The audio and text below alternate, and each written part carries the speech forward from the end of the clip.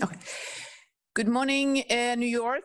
Good afternoon, Stockholm and Bamako, and a warm welcome to everyone to this meeting.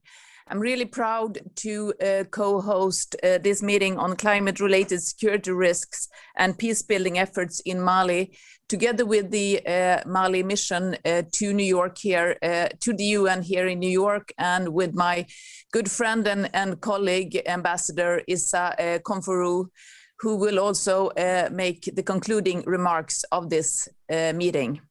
This meeting is also part of the annual Stockholm Forum on Peace and Development, organized jointly by the Stockholm International Peace Research Institute, SIPRI, and the Swedish Ministry for Foreign Affairs. The meeting is starting today and will continue until the end of the week. We have a very esteemed and qualified panel with us here today, and I'm welcoming very much my colleague and the Deputy Foreign Minister, Sir Robert Rydberg, who is with us from Stockholm. I also welcome from Bamako the Deputy Special Representative of the Secretary General, Joanne Adamson. And of course, we have with us also from Stockholm, the head of SIPRI, Mr. Dan Smith. Before we head into the discussion, we will play a short video that presents today's topic and the questions that we are here to discuss. So let us now watch that video. 80% of UN multilateral peace operations personnel are deployed in countries ranked as most exposed to climate change. How can we make peacekeeping and peace-building efforts more climate sensitive? The case of Mali offers important lessons.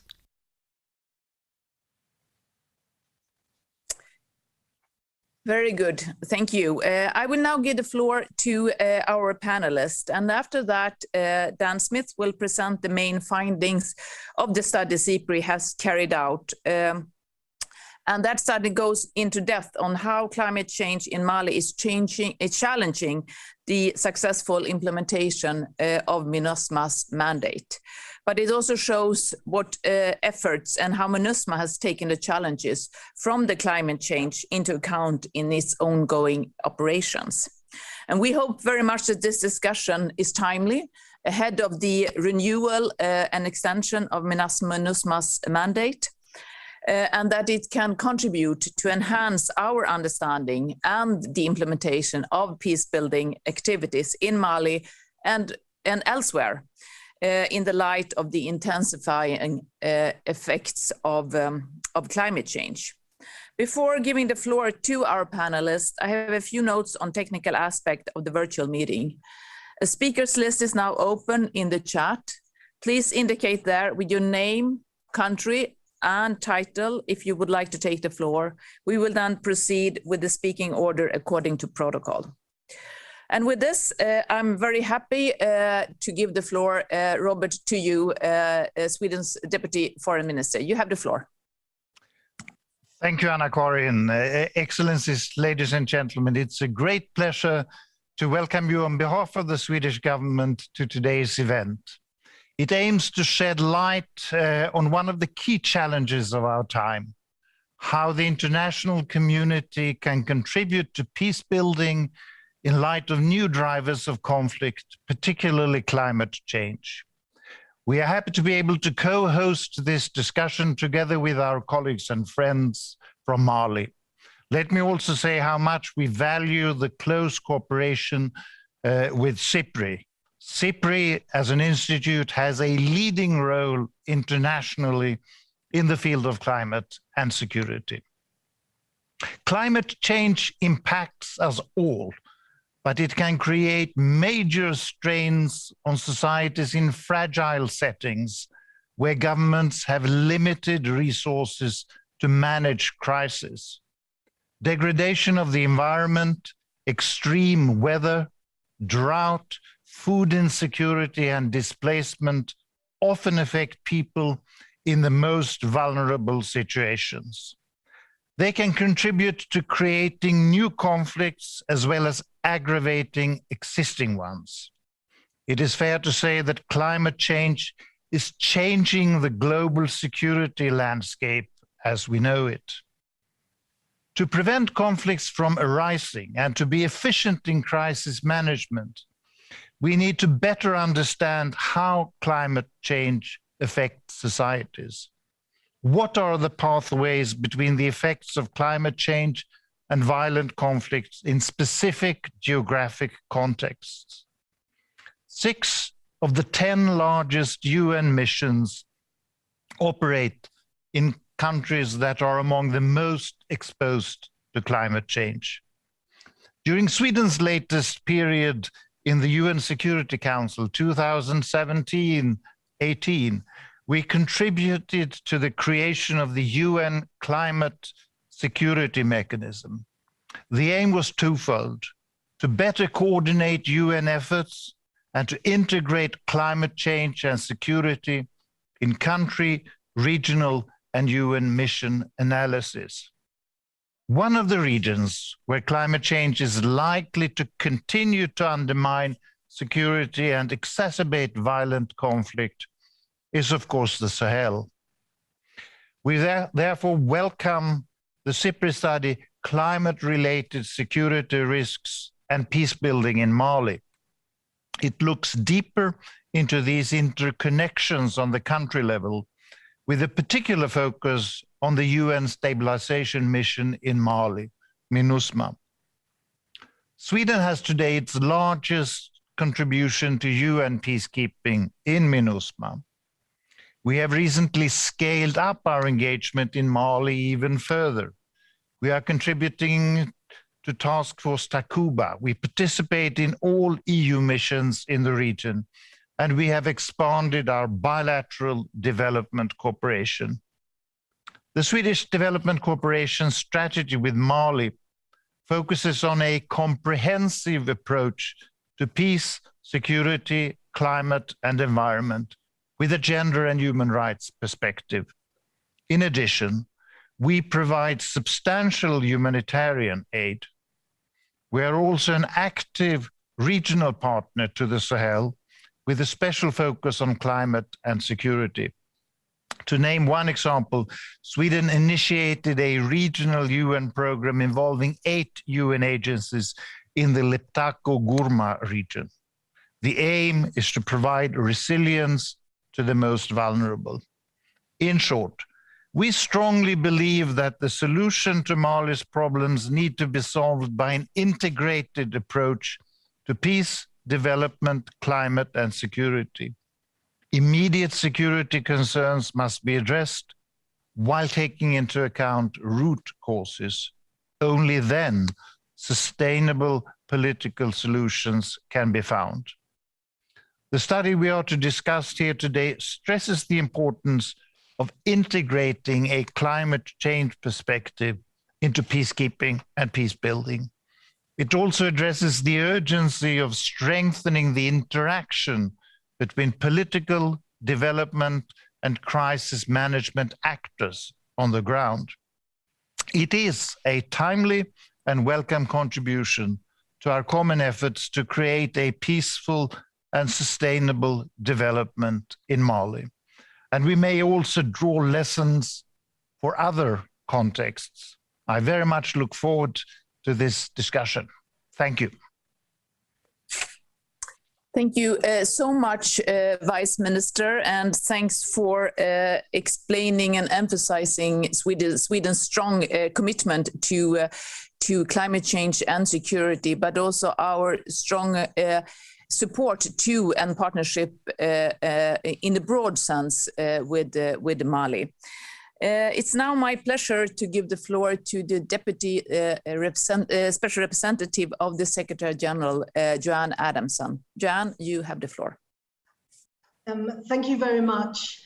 And Excellencies, I'm delighted to be here today with you to engage in discussions on how climate security risks impact our efforts to build peace in Mali, and to share views on challenges and opportunities to make peacekeeping and peace-building efforts in Mali more climate sensitive. I'd like to thank the Permanent Mission of Mali, Merci Issa, and the permanent mission of Sweden to the United Nations in New York for co-hosting this event. I would also like to thank SIPRI for including these discussions in this year's edition of the virtual Stockholm Forum on Peace and Development. And I understand that more in-depth debates will follow during the week, with colleagues from the field providing insights. Climate change and environmental degradation contribute to instability in the Sahel region, including Mali, with intensified desertification, changing rain patterns, fragile ecosystems, and harsh environmental conditions. Demographic pressure has further exacerbated demands for land, natural resources, and services. In Mali, access to natural resources, fertile land, water, and pasture are critical for livelihoods. The majority of the population in the north and center of the country lives in rural areas and depend on either agriculture or pastoral activities for their livelihoods. Access to and control and management of these natural resources have driven intercommunal conflict in central Mali. And in the north, it has driven transhumance and migration patterns, resulting in conflicts over access to water rights and pasture lands. The persistent and growing insecurity in central Mali, spreading to some areas in the south, and the effects of climate change and poverty have continued to worsen living conditions for the most vulnerable groups. These factors have weakened the protection of civilians, limited the access of the population to basic social services, increased the prevalence of food insecurity and malnutrition, and caused population movements. In central Mali, unresolved grievances around access and management of land and natural resources have contributed to growing mistrust and increased hostilities between communities. Interlinked with other ethnic, political, and economic factors, such tensions, combined with the absence of state authorities, have been exploited over time by armed groups, resulting in widespread violence. Several aspects contribute to intercommunity tensions and conflicts around natural resources. Increased sedentary lifestyle among pastoralist communities have transformed temporary settlements into permanent villages, resulting in increased pressure on land, natural resources, and social services. Demarcations of agricultural lands and transhumance corridors are rudimentary and have resulted in farmers encroaching on the passageways and animals veering off the stipulated paths and destroying crops. Climate change has caused disruptions in the agricultural, aquaculture, and zoological production systems. As such, climate change is not in itself the direct cause of security incidents, but the impact of climate change and degradation of the environment on other conflict drivers exacerbates these drivers and can thereby trigger open conflicts. While the specific correlations between intercommunal natural resource-based conflict, violent extremism, and governance gaps are complex, we know, in the words of the United Nations Secretary General Antonio Guterres, that climate disruption is a crisis amplifier and multiplier. We know that respect for human rights, particularly women's rights, the rule of law, inclusion, and diversity are fundamental to solving the climate crisis and creating more peaceful and stable societies. 10 years ago, the Security Council first adopted a presidential statement referencing climate security and calling for better reporting on the issue. Since 2017, resolutions and presidential statements on 9 different situations, including Mali, have acknowledged the adverse effects of climate change on stability in these contexts. UN Security Council Resolution 2423, which renewed MINUSMA's mandate in 2018, recognized the adverse effects of climate change on the stability of Mali. In resolutions 2480 of 2019 and 2531 of 2020, the Security Council encouraged the United Nations and the Malian government to implement adequate risk assessments and risk management strategies with regard to climate security risk-related factors. It's become clear that United Nations operations must take full account of the climate crisis in several ways. One, by strengthening our capacity to analyse the impact of climate change on security and our mandated tasks. Two, by developing strategies to manage and mitigate climate-related security risks. And three, by reflecting these risks and our related activities in analysis and reporting, including to the Security Council. Given the cross-cutting nature of climate-related security risks, collaboration with the United Nations country teams and other partners enhances mandate implementation and leverages the complementary strengths of various actors. Joint engagement on the impact of environmental change on conflict can open doors for dialogue, reconciliation, and prevention. The Peacebuilding Fund has been a critical mechanism to integrate climate security risks in Mali.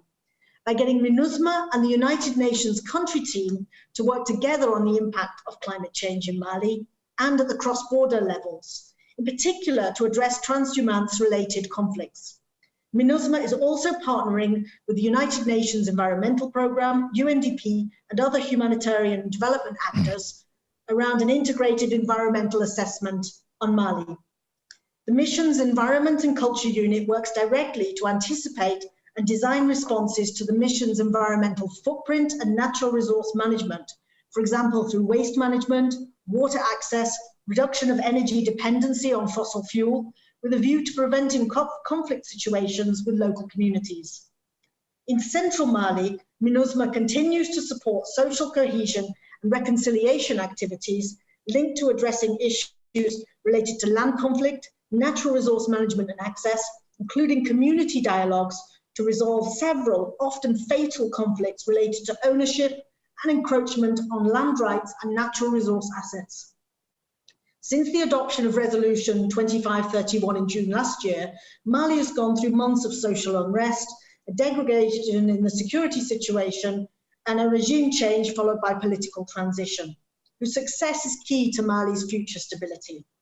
MINUSMA continues to address root causes of conflict in Mali through support to the implementation of the Agreement on Peace and Reconciliation, which remains a prerequisite for any sustainable institutional and political reforms.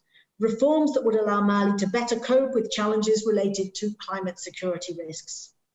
As requested by the Security Council, MINUSMA provides support to the political transition in Mali, to support, together with the United Nations country team, efforts to ensure inclusivity, diversity, and women's meaningful participation in the political process, including support to upcoming elections. I was delighted last week to join an expert debate on women, peace and security and how we might reflect that in our mandate renewal this year. The challenge for Mali to adapt to climate change will remain a key challenge to development, will contribute to the deteriorating humanitarian situation beyond the political transition period. Addressing the root causes of conflict will require inclusive and sustainable socio-economic development, as well as the provision of appropriate responses to address the needs of vulnerable communities, including young people, women and children. In conclusion, Mali remains in a very delicate and uncertain context where national authorities will need to clearly articulate and sequence strategic priorities to make the transition period a success. The international community must stand ready to support realistic goals driven by a Malian vision and efforts anchored in national ownership.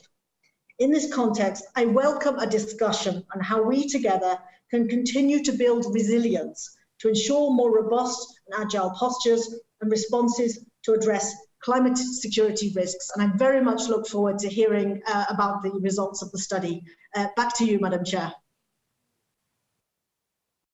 Thank you so much, Joanne, for that and for really emphasizing the importance that we are now integrating security, climate security risks into not only MINUSMA but also other peace operation mandates, and that the Security Council is taking up that discussion within its discussion on mandates. But also the way that you have dealt with it in Mali, and I mean your last observation on the importance of building resilience in areas such as Mali and the broader Sahel. But I think also important that you brought up that it's key that the UN system is working together. You mentioned the Peacebuilding Fund, the UN country team, and UNEP and MINUSMA. So these are really important points. Can I just, before I give the floor to Dan Smith, just remind all participants that if you would like to take the floor, please write in the chat with the name, country, and your title, and we are now establishing a speakers list. So with that, I'm very pleased to give the floor to Dan Smith, Director of SIPRI, for presentation of the study. Dan, you have the floor. Thank you very much, Karin. It's a real pleasure to be joining you virtually to present the study on climate-related security risks and peace building in Mali, which is written by my colleagues at SIPRI, Farah Hegassi, Florian Kramper, and Elizabeth Seymour Smith. And I am but the messenger of the fantastic work that they have done in this major study. Excellencies, this research that we have carried out is part of a series of studies which we are undertaking on UN peace operations in climate-affected contexts. As State Secretary Robert Rydberg pointed out, 6 out of the 10 largest UN peace operations are undertaken in significantly climate change affected countries. And climate change has an impact on human society, and it will have an increasing impact as it unfolds further. Since it has an impact on human society, it is simply logical that it has an impact on the prospects for peace, on social relations, on the risks of conflict, and on security. And it's in that light that we look at in successive countries how these issues unfold and what can be done to address them. The conflict background, as we know in Mali, and I'm not going to spend more than a few seconds referring to it, includes 4 rebellions in the northern part of the country since Mali became independent. And the 4th rebellion in 2012 is the one that has triggered the current crisis. And that rebellion was in itself, in some ways, seen as being triggered by the war in Libya. The crisis began in the north of Mali, but it's increasingly led to growing instability and violence in the central regions as well. So that is the conflict context, and that is the context of politics and conflict which the peace operation MINUSMA is working in. What is the climate change context? Well, first of all, one has to say that the Sahel region is a region that has long been affected by decade-long fluctuations in weather patterns, and thus the desert has sometimes advanced and has sometimes retreated. But I think that we can say that what we have seen now is, in a sense, a locked-in process of climate change, in which temperature has increased steadily since about 1960, and the increase in average mean temperature of about 0.7 degrees Celsius, with climate modeling forecasting some really quite serious scenarios by the mid-century and by the end of the century, when temperature increases could be considerably higher, between 1.2 and 3.6 degrees Celsius by mid-century, and between about 2 and almost 6 degrees by the end of the century. So the long-term prospects are extremely serious, but the short-term effects also are very significant.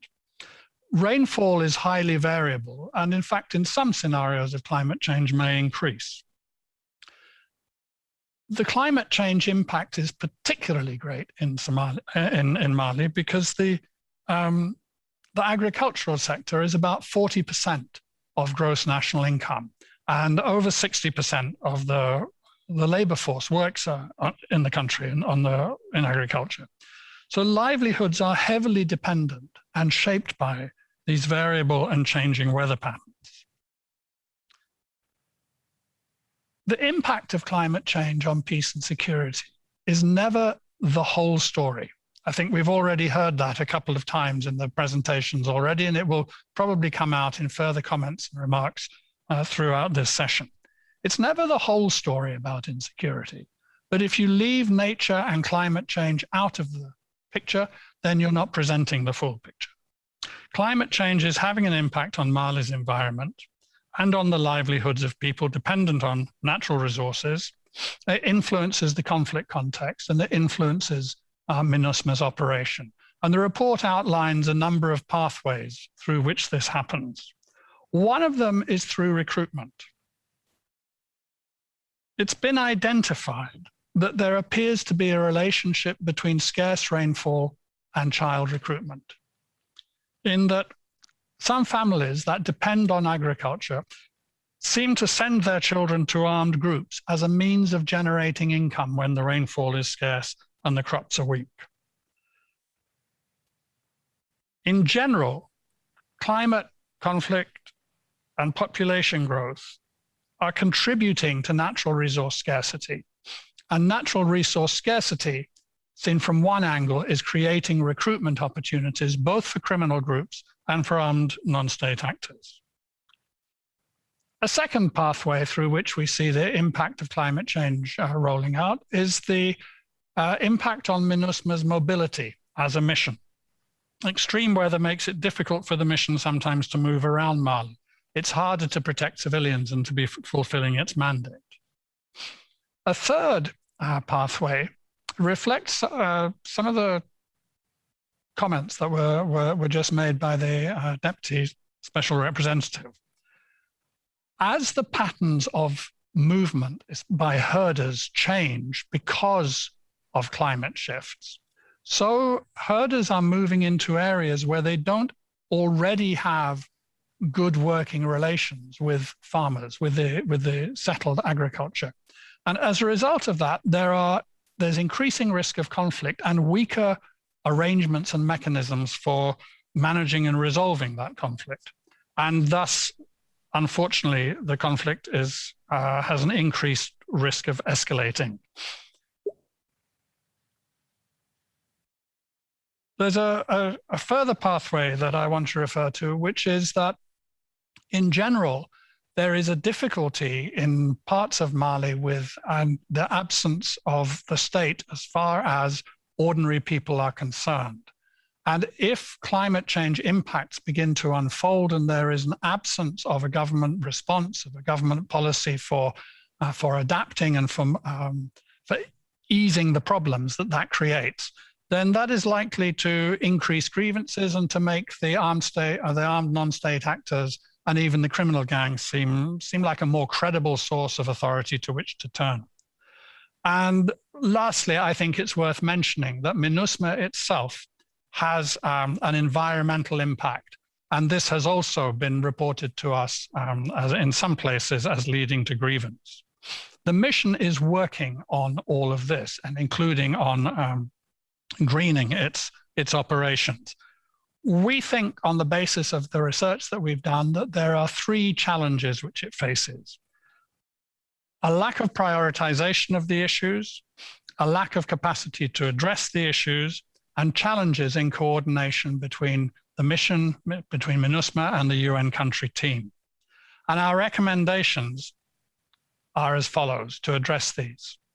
First of all, to factor climate-related security issues into MINUSMA's integrated strategic framework. This is a major planning instrument for MINUSMA.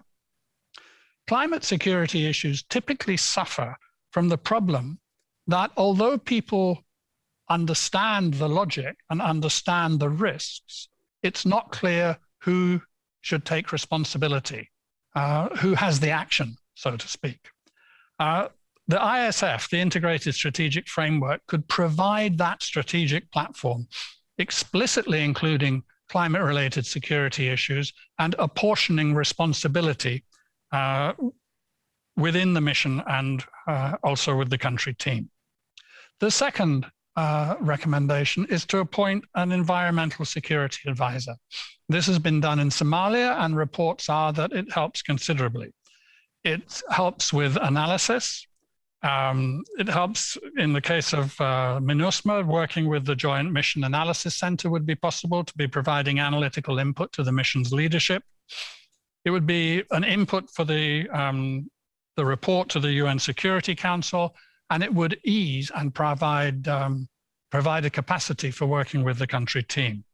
And the third recommendation, the last one that we make, and I finish with this, is the importance of providing training in analysis and response around climate-related security issues within MINUSMA and within the UN country team.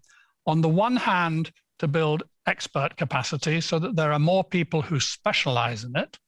And secondly, to spread a more general awareness and get a broader sensitization amongst all staff about the importance of these issues.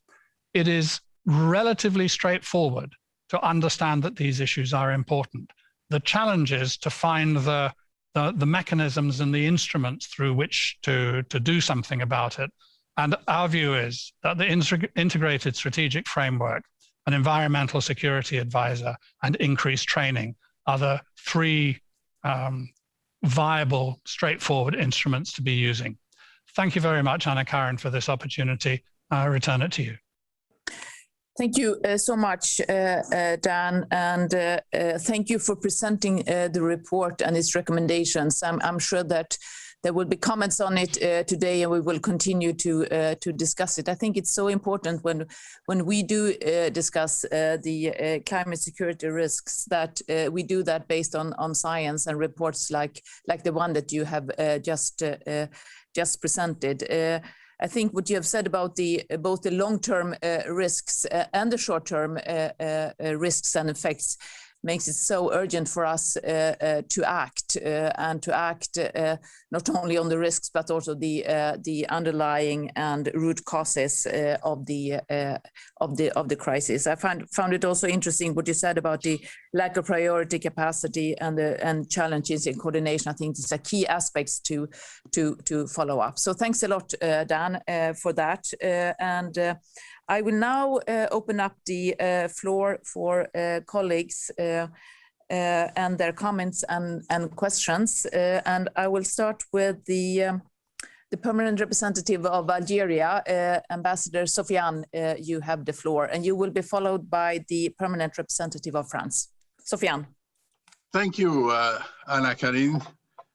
Let me first of all thank the organizer and the briefers for providing the space and substance for such an important topic.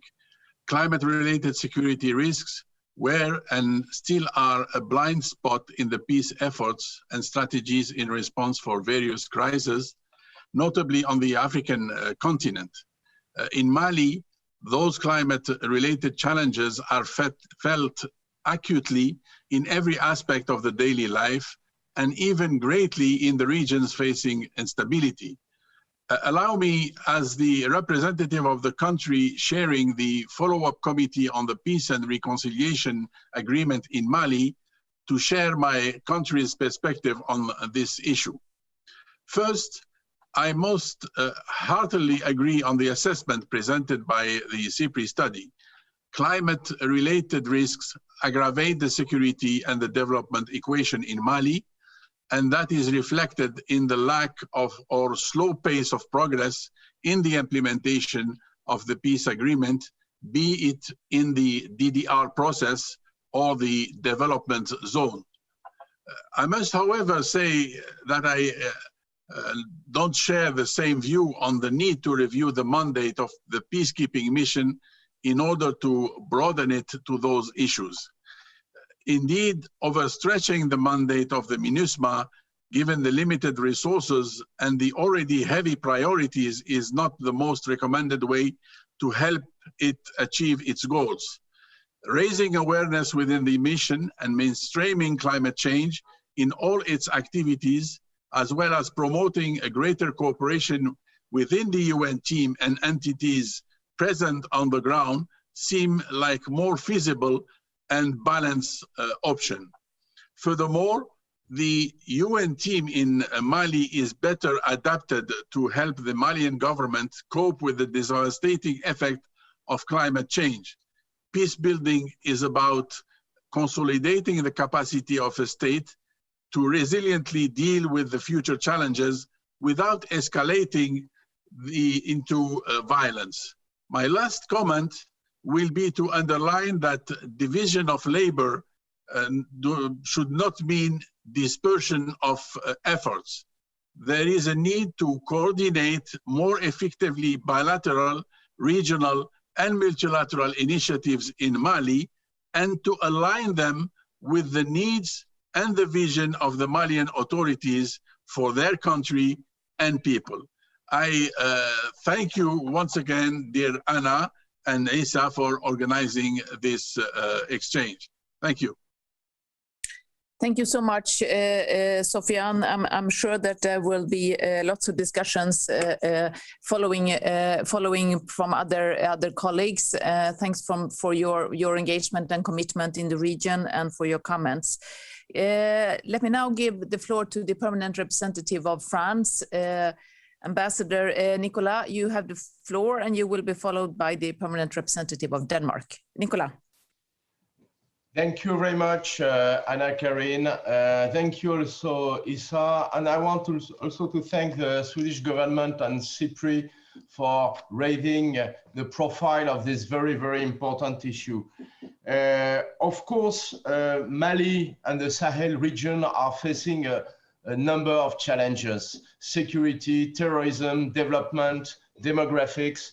And I think we need to continue to help Mali, to help the Sahel, to remain mobilized at the highest level. I just want to pay tribute to Algeria. I think my friend Sofiane described the role played by Algeria on the political track. This is absolutely essential, and probably this is a priority because like many other crises, a political solution, a political outcome is the only option to fix the situation in Mali. But I'm not sure the situation can be resolved overnight, and the situation in Mali and the Sahel region will require long-term commitment and increased commitment by all friends of Mali, regional stakeholders, multilateral stakeholders, UN agencies. This should remain a top priority. We know very well when it comes to climate change that the situation is clear. We must define a new paradigm, allow development, the transitions to low carbon economies, etc., and push for the eradication of poverty while establishing long and lasting peace. In the case of Mali, the case is it's very well documented, like Dan Smith said. I think the region, the country and the region is subject to rising temperatures, rainfall variability, increasing frequency and severity of extreme weather events, and it's clearly affecting livelihoods in a country heavily depending on pastoralism, fisheries, and agriculture. So the impact of climate disruption, of climate change on Mali is obvious. It doesn't need to be explained again and again. This is an additional threat, an additional challenge faced by Mali. There is a clear link between the adverse effects of climate change and the recruitment by radical armed groups and potential conflicts. For instance, conflict between nomadic pastoralists and sedentary farmers competing for land in the north and center of the country are an example. For example, in the regions of Ségou and Mopti. However, we believe that maintaining peace and stability in Mali requires an integrated approach that combines peace, security, development in line with the summit of Pau and N'Djamena. The fight against climate change can be an instrument of cooperation and of peace building. Integrated resources management can help prevent violence. Establishing a dialogue around climate and environmental issues can also create the conditions for greater political stability by fostering relationships of trust. In that regard, and I want to recognize Mrs. Adamson, and MINUSMA can play a key role and is doing already an excellent job in a very difficult environment in considering climate-related risk in its mandate. Resolution 2480 recalls the importance that the UN and local governments take fully into account in the action the security impacts of climate change and other environmental factors. So we consider that faced with these challenges, MINUSMA remains best tool available to the international community to support Malians on the path to peace and security, including in a context of climate degradation. France will continue to push on this one, to raise awareness and to work closely with everybody in this panel and beyond, all stakeholders involved in Mali, starting with the renewal of MINUSMA's mandate during the months of June. Thank you very much, Karin. Thank you so much, Nicola. And of course, you have a very important role to play when it comes to climate-related risks in the Security Council. And you have a very broad, of course, commitment also for the climate issue at large. Thank you so much for your comments. I now invite the permanent representative of Denmark, Ambassador Martin, to take the floor. And he will be followed by the permanent representative of Chad, Ambassador Aziza. Martin, you have the floor. Oh, thank you so much, Karin. Let me join others in thanking you and Issa, and indeed the government of Sweden of putting this on the agenda. Also, a lot of thanks to Dan Smith for the work that SIPRI has done on this, but also that you do on not only in Mali, but also on these sort of wider issues of putting these things to on the table. That actually policy is based on evidence and not the other way around. And then, of course, special thanks to you, Joanne, sitting out there in Mali. I mean, please convey our deep appreciation and gratitude to all staff at MINUSMA for the work they do, the risk that you run, whether people are in uniform or not. I have a couple of reflections and a couple of questions relating to the study, which we really find useful. Now, the study mentions that MINUSMA seems to prioritize conflict sensitivity rather than climate sensitivity. And Dan was speaking a little bit about this.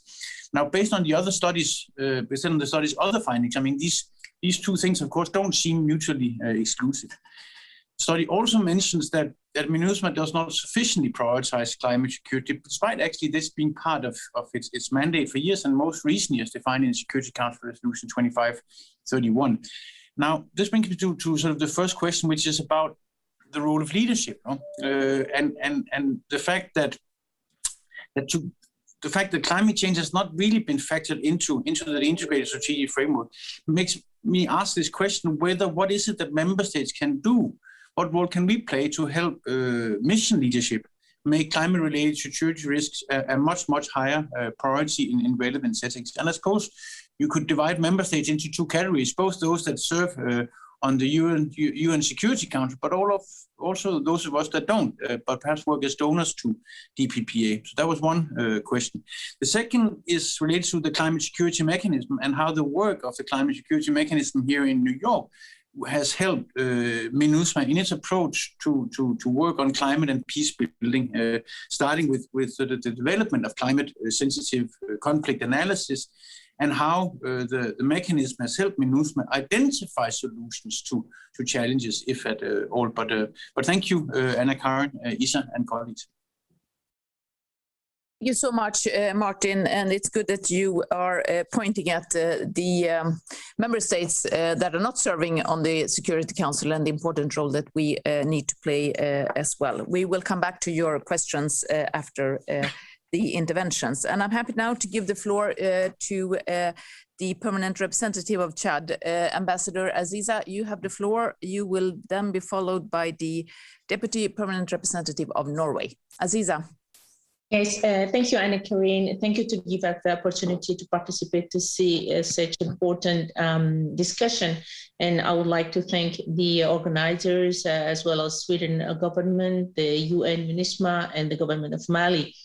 The issue of the climate change, in my opinion, is not really an isolated issue that come to reduce the impact, the positive impact of the peace building effort, but we must consider it mostly as a part of even the root causes. So since we know exactly what is the MINUSMA mandate on the field, and we know also that the UN has other tools to handle this other part of the issue, which is most important, because we know that in this area, I come from Chad, it is maybe the other side, but it is unfortunately the same region, and unfortunately it is the same environment. And also do not forget that socially the life is organized there in a way we don't really care about the frontiers. So people and population are interacting and living together all around the Sahel. And this is why when somewhere we recognize that the changing of the climate is creating pressures on the resources, and that the population are moving here and there to seek for the better life. And when we know also that the local governance sometimes here and there is lack, and the population are sometimes have to be auto-resilient, and some gangs and other criminals take advantage of this and a situation where sometimes the local government, they are not really around. We know what happened, and the MINUSMA is taking care of one part of the issue. I don't feel like it is appropriate to go that way, but we know also that we have other tools that are taking care of this issue. Dan Smith gave really a very good presentation about what is happening and how it is. The study is really showing how it is, and now the lecture that we can have on the field. And Ambassador Soufiane, Ambassador Nicolas, all of them, I thank them because they are getting one of the idea I wanted to develop, that there is a need of coordination. There is a need of also to use all the bridges that could exist between the MINUSMA and the other organization, which is NGOs and international organization. But do not forget the leadership of the government and the country. The leadership in the country is very important here, and maybe one of the wise advice that could be given here is that to give this coordination to the country, so that maybe all the actors here and working on that issue could interact. What is going on in Mali could be what is also in Chad or in Niger. And this is why I said to myself that this meeting is very interesting, that I could just listen to what is going on, but also to bring my view or my humble contribution. Thank you very much. Issa, thank you very much, and thanks for bringing in the perspective of your country and the important issue of coordination and the leadership of the government and the ownership of the government when it comes to the issues that we are discussing. With that, I'm happy to give the floor to the Deputy Permanent Representative of Norway, Ambassador Oddinge, and he will be followed by the Deputy Permanent Representative of the European Union. Oddinge, you have the floor. Thank you so much, Karin. Thanks to you and Issa for convening this roundtable, and also many thanks to CEST. Good to see you, Dan. The level of research and interviews from the ground make this an outstanding resource. We welcome the several concrete recommendations in the report, and they will help to inform our work as a member of the UN Security Council.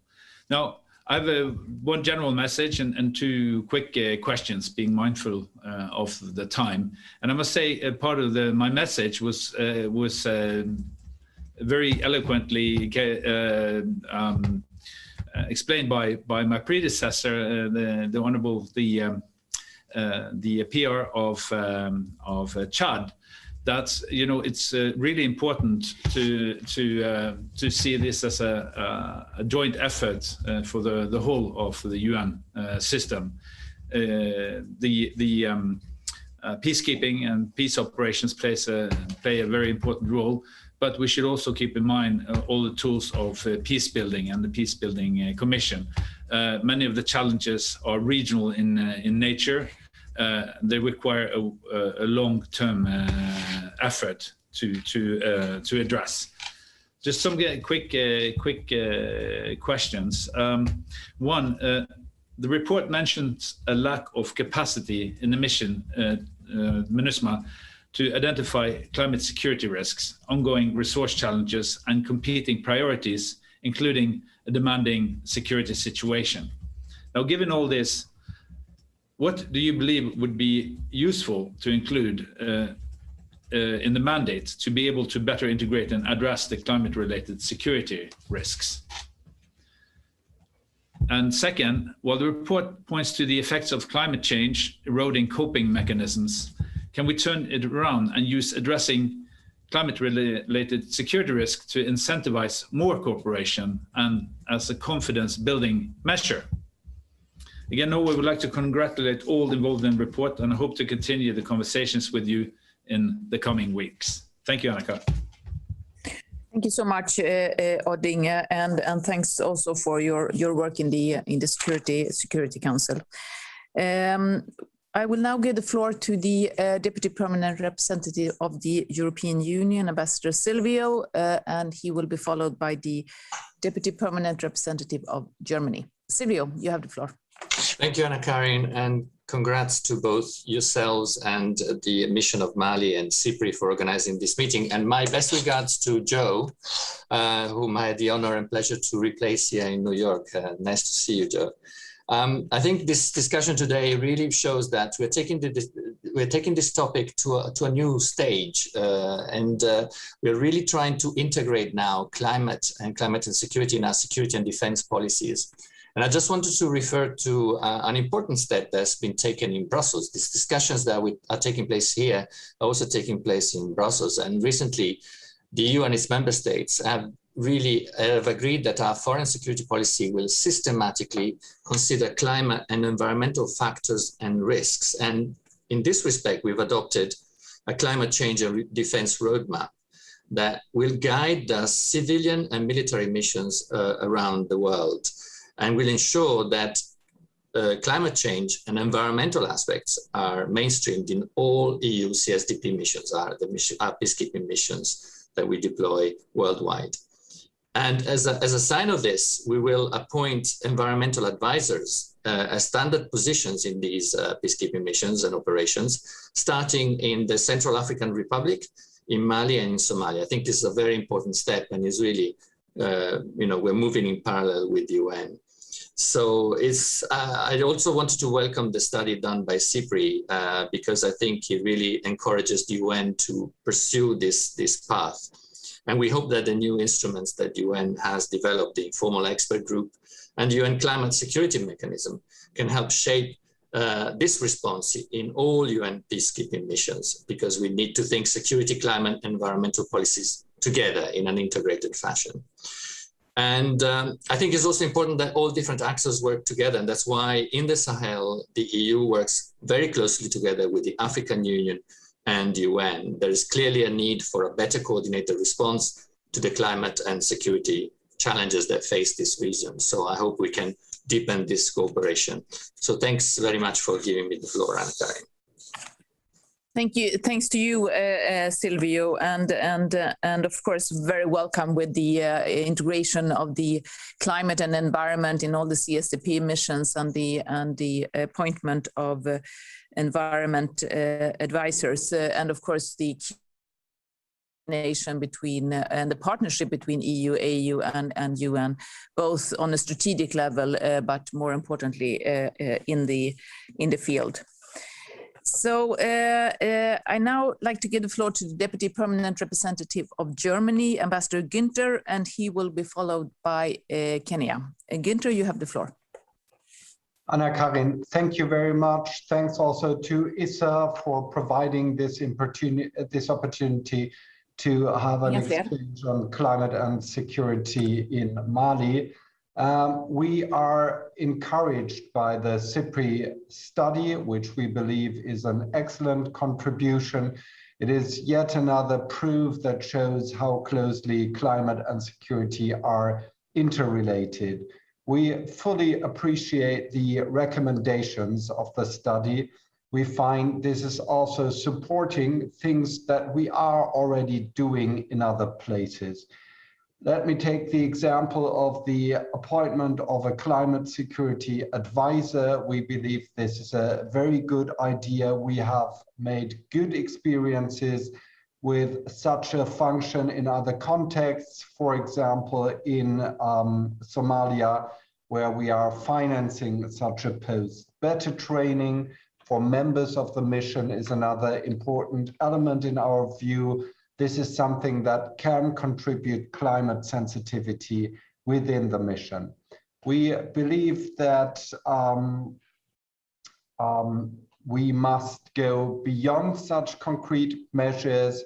You know that during our tenure in the Security Council, we have put a draft for UN Security Council resolution on climate and security on the table. We believe that beyond that, streamlining climate and security in the work of the Security Council continues to be a very important element. In our funding of concrete projects, we believe that in the context of prevention, peace building, stabilization, climate change related issues are very important. This is also the thrust of the input that we have provided last year, together with our French colleagues, to the report of the Secretary General on climate and peace building. Let me share two concrete examples related to the situation in Mali, in which we believe that we have been able to contribute to working on the climate security link. First of all, there is an important project in central Mali, which is geared towards rural pastoral communities, helping them, supporting them in peacefully managing their resources. There's another project which we find very promising. It is called PARTRIP. It's a foundation which is working in the broader Sahel and West African region. It's providing cross-border assistance in prevention and stabilization, geared also towards rural communities. Here we are cooperating very closely and very well with our colleagues from Denmark. We believe these are concrete contributions to working on the climate change conflict link. By the way, this project, PATRIP, is open for other donors too. For those of you who might be interested, we are very happy to provide information. Let's all continue this important work in the Mali context and beyond. We are certainly happy to do so. And once again, thanks, a big thanks to SIPRI for this important study. Thank you, Anna-Karin.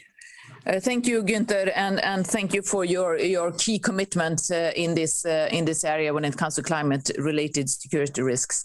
I will now give the floor for very brief comments from the colleagues from Kenya, UK, and the US. So starting with Kenya, and I would appeal to you to be very brief so that we can get back to the panelist and then conclude with Issa's statement. So Kenya, please. Thank you very much. And let me just take this opportunity to thank the permanent missions of Sweden and Mali for convening this important meeting, and also to SIPRI for the insightful presentation, and also thank MINUSMA for their contributions.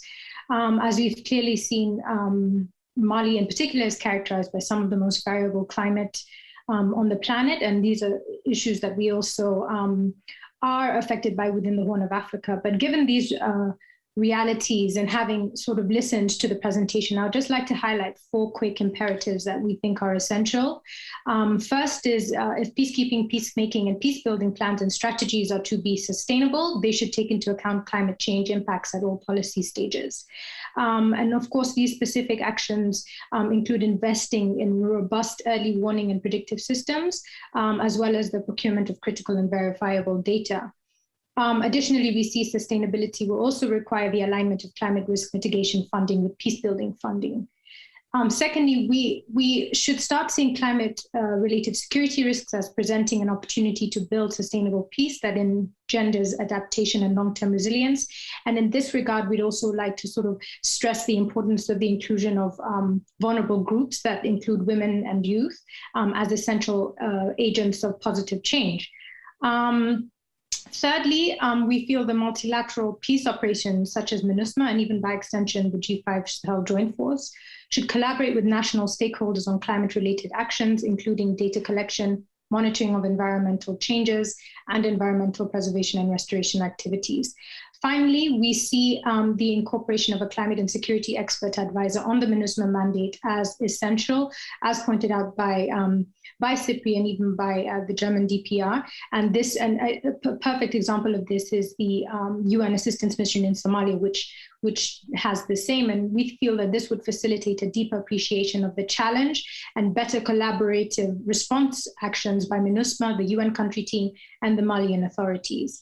In closing, I just want to reiterate Kenya's firm conviction in the importance of local knowledge and expertise in seeking sustainable solutions. This way, of course, the preferred solutions will be relevant and attract local ownership, which is an essential element for sustainability and, of course, to bring the peace dividends to the people of Mali.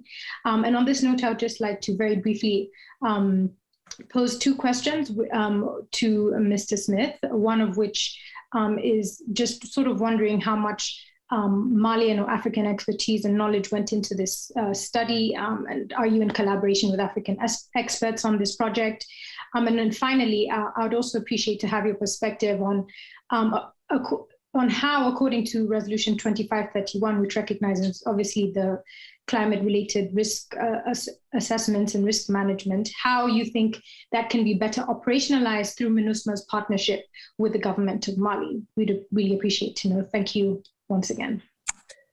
Thank you very much. I now give the floor to the UK colleague, followed by the US, but I really appeal to you to be very, very brief so we have time for the panelists to come back, and we need to close at 1. Thank you, Ambassador. I will be as brief as I possibly can and take as read our thanks to you and to the Mission of Mali for convening this event, and to SIPRI for their very insightful report on a topic that's of great importance to the UK. And I will perhaps just confine myself to one question and one observation then. And my question would be perhaps to SRSG Adamson, whether there are lessons that can be learned from the experience of the UN in supporting responses to these climate-driven conflict factors in other contexts on the African continent. So I think it's very clear from everything we've heard today that there needs to be coherence within the UN family, in country, with national actors and civil society, with other actors such as the World Bank. But I wonder, for example, are there lessons we can learn from where similar conflict drivers have been linked to climate change, perhaps in South Sudan or in the Lake Chad Basin? And I will just then also say that I think it's very clear from what we've heard today, the scale of the challenge. And it was great to hear others talking about the role the Peacebuilding Fund and the Peacebuilding Commission can play in supporting a joined-up response in support of national efforts. But I think it's clear that more is needed, and that some of the climate change effects on Mali and indeed the wider Sahel, unfortunately, are already baked in. So there will be a real pressing need, I think, for more resilience and adaptation measures in the region. And that does go very much beyond what a UN mission such as MINUSMA can accomplish. And so I think we would just emphasize the importance of mobilizing adaptation financing for these challenges. And that's certainly something that we will be looking to encourage through our presidency of COP26 and the G7. But in the interest of time, I'll stop there. Thank you very much, Ambassador. Thank you so much. And finally, I give the floor to the colleague from the US. Tack så mycket, Ambassador Eneström. There's no greater long-term challenge confronting the United States and the world than climate change. President Biden, Secretary of State Blinken, Special Representative Kerry, and Ambassador Thomas Greenfield have wasted no time in re-engaging the global community on this shared challenge. The US has placed climate change at the center of US foreign policy, diplomacy, and national security. We welcome the commitment by the Swedish government and SIPRI to analyze how climate change transforms the landscapes where blue helmets operate, and the security risks these changes create. As we near the mandate renewal from MINUSMA this June, we look forward to discussing with like-minded council members, including the pinholder France, how climate change affects the security of Malians and how MINUSMA can help mitigate these effects. We can solve the crisis, but only if we work together. Thank you. Well, thank you very much, and thanks so much for your re-engagement in the climate change. I will now, without further ado, hand back the floor to Dan and to Joanne Adamson for their comments and reply to questions posed. And I think we have about 5 minutes that you can share for those comments. So Dan, would you like to start, and you followed by Joanne, please?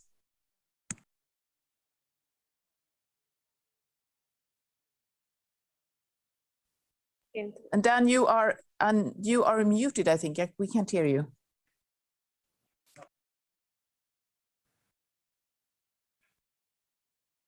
Can you hear me, Anna-Karin? Can you wait? Can you say something? I hear you. Okay, fine. Sorry about that.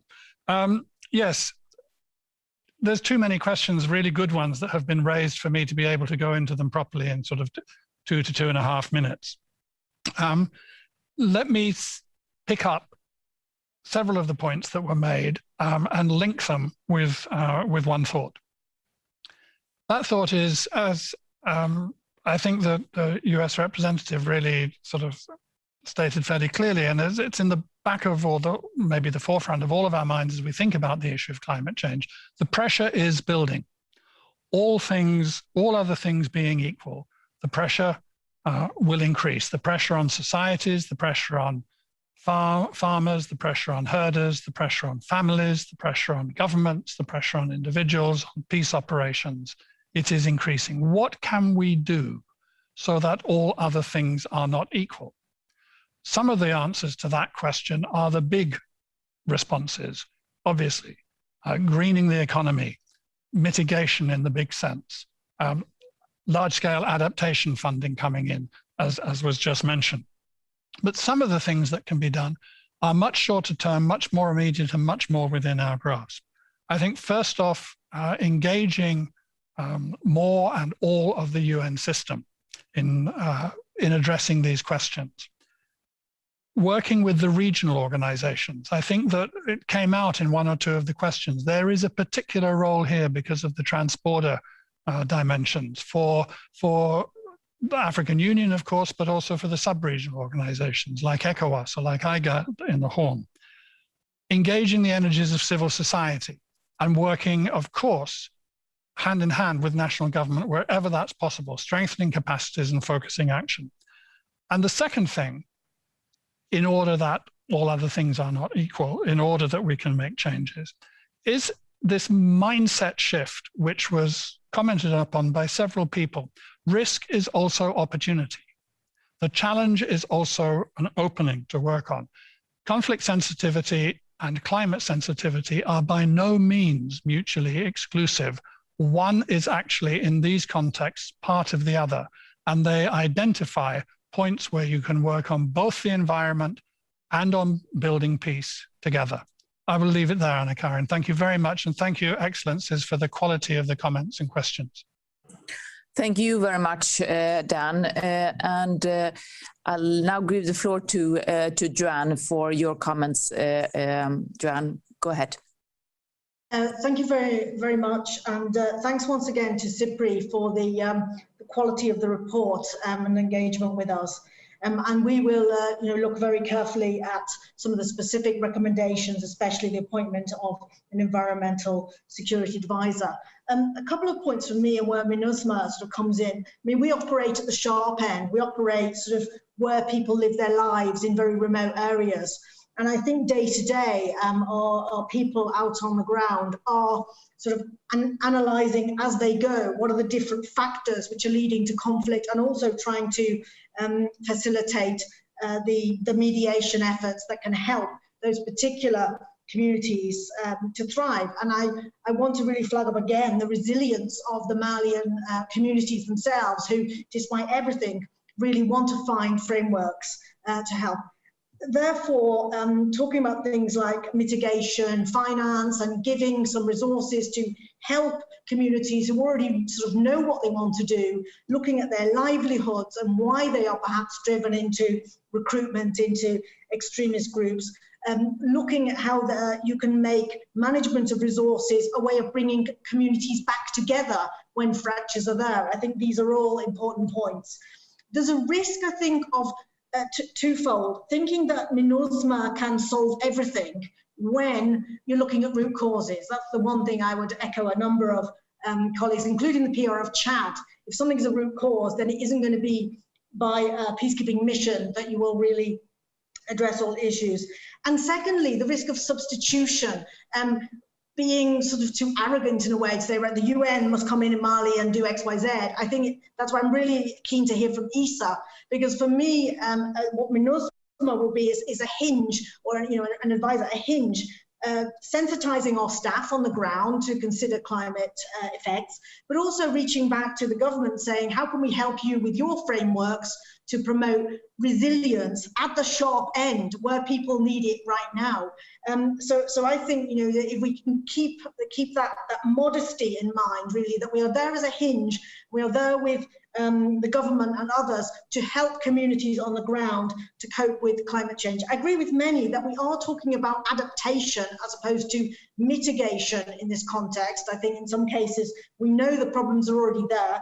It's about adaptation, and very much welcome continuing the dialogue with all of you as to how we can go from the sharp end, I guess, on the ground in Menaka and Mopti and Tessalit, where we interact every day with people, see how at headquarters we can do better with those communities, but also with the government. I'll leave it at that for now, Madam Chair. Back to you. Thank you so much, Joanne, and thanks for being with us, and even more for the work that you're doing on the ground. And it now gives me a great pleasure to invite my good friend, Ambassador Issa, to make some closing remarks. Issa, you have the floor.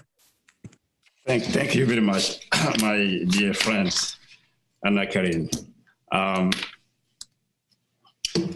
Honorable Deputy Minister of Foreign Affairs of Sweden, Robert Rydberg, my good friend, Joe Adamson, the Deputy Special Representative of Secretary General in Mali. Please convey my regard to Mr. Kassim Wan, who just arrived in Bamako. Excellencies, colleagues, good friend of Mali and the Sahel.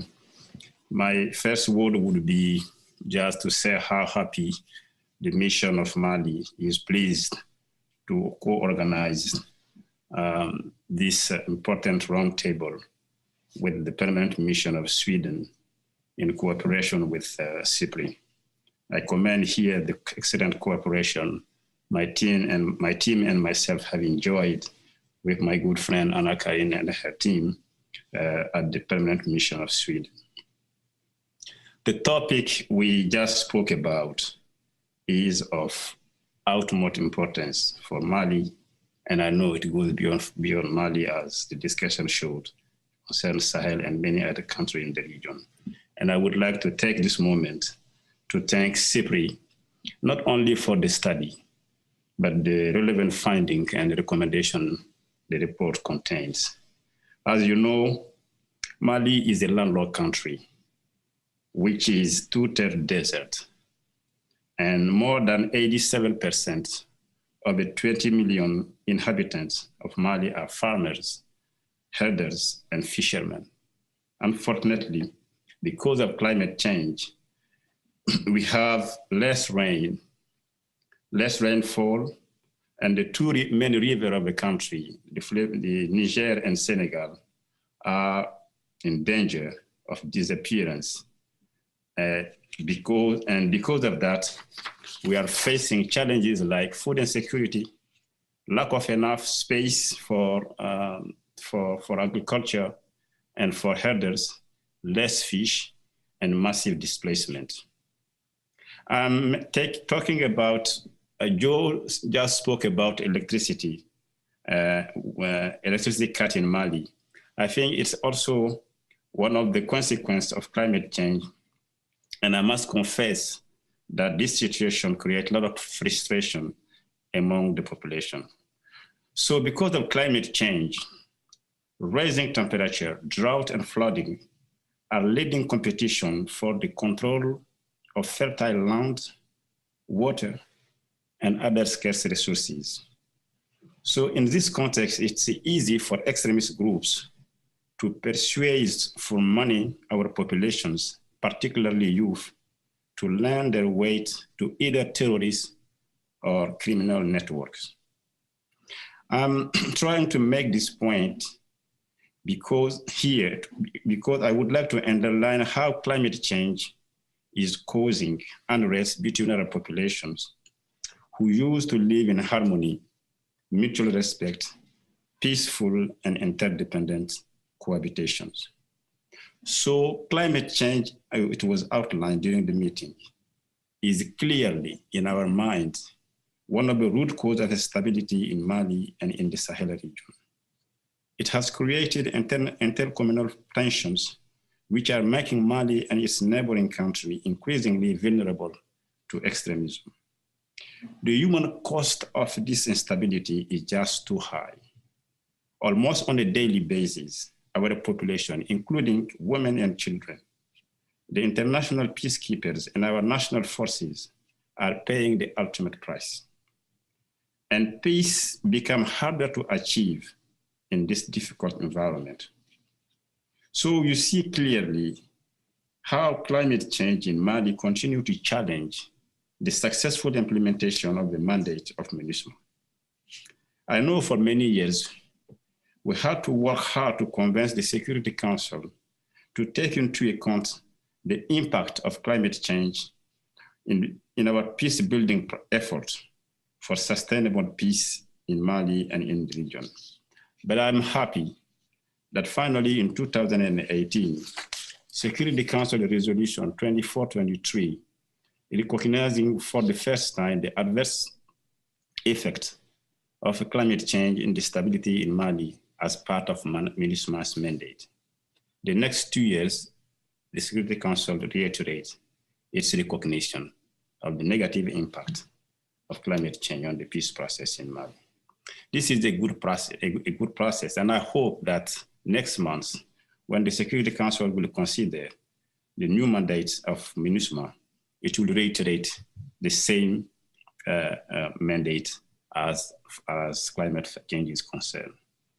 I would like to highlight one point here, which is very, very dear to us. And I'm happy that it was raised during the meeting by my colleague from Chad and my sister from Kenya, which is the leadership and the ownership of local population and local government.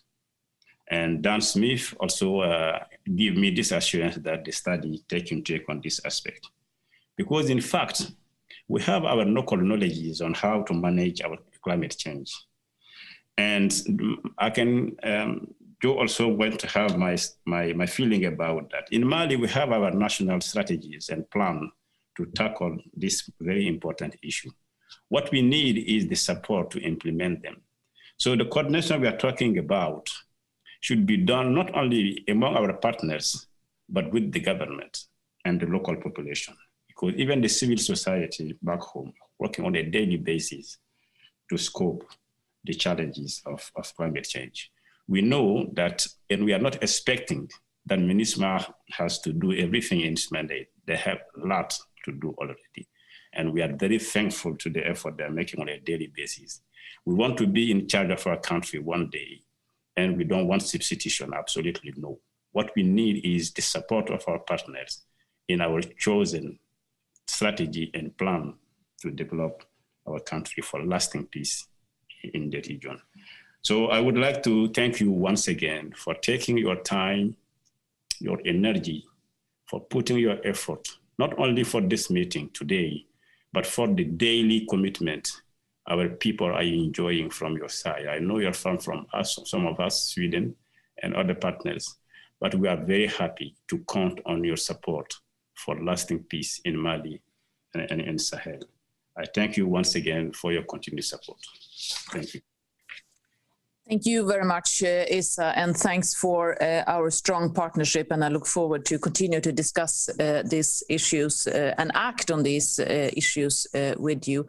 I think I'd like to thank everyone that has participated in this meeting for, I think, a very, very rich and substantive and important discussion. And I think if it has showed anything, it is that we need to devote even more resources and time and efforts to climate-related security risks and its effects on peace, security, peace building, and development.